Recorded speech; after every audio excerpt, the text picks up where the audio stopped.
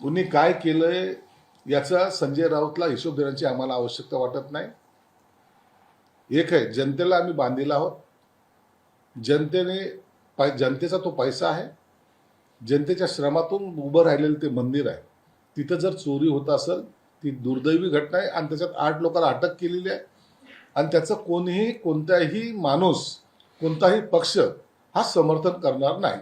एक वाक्य आणखी आहे त्यांचं. काल 20 कोटीला एकाला खरेदी करण्याचा प्रयत्न झालाय, सुरू आहे.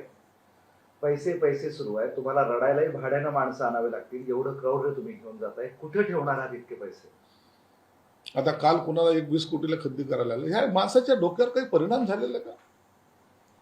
दर वेळेला एखादा कार्यकर्ता त्यांच्यापासून दूर झाला की त्याचा लिलाव झाला असं समजायला हरकत नाही. त्याला वेश्या म्हणतील, त्याला गद्दार म्हणतील. हे सर्व आरोप लावण्यापेक्षा पक्षामध्ये तुम्ही का सांभाळत नाही त्यांना? तुमच्या घरातला माणूस फुटतोच कसा? म्हणून स्वतःच जे काही अवगुण आहेत ते लपवण्याचं काम हे लोक करतायत. त्याला 20 कोटीला खरेदी केलं, यांना 50ला केलं, यांना 70ला केलं. हे कोटी कोटी यांच्या डोक्यामध्ये एकच किडा आहे की आपला माणूस दुसरीकडे गेला रे गेला, त्याच्यावर शिक्का कसा लावायचा. म्हणून आता ह्यांनी कितीही बोंबा मारल्या तर त्यांच्या पक्षामध्ये काही लोक राहणार नाही. ऑपरेशन 0.3 आमचं आता सुरू झालेलं आहे.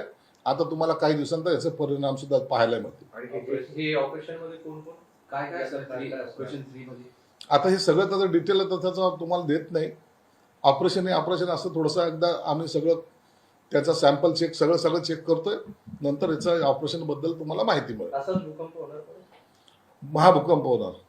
पण हे टार्गेट किती महिन्याचं आहे? ऑपरेशन 3 याचं टार्गेट त्याचा ते सर्व एकनाथ शिंदे साहेब ठरवत असतात. कधी त्याचा भूकंप करायचा, कधी त्याचा बॉम्बस्फोट करायचा आणि कधी त्याचं ऑपरेशन करायचं. किती लोकांचं करायचं ते शिंदे साहेबांकडे आकडा असतो. राम मंदिर ट्रस्ट पूर्णपणे बरखास्त करा संजय राऊत म्हणतात. संजय राऊत देशाचा चिंता करतो. संजय राऊतांना तर जगाची चिंता केली पाहिजे. इतका महान नेता आहे हा.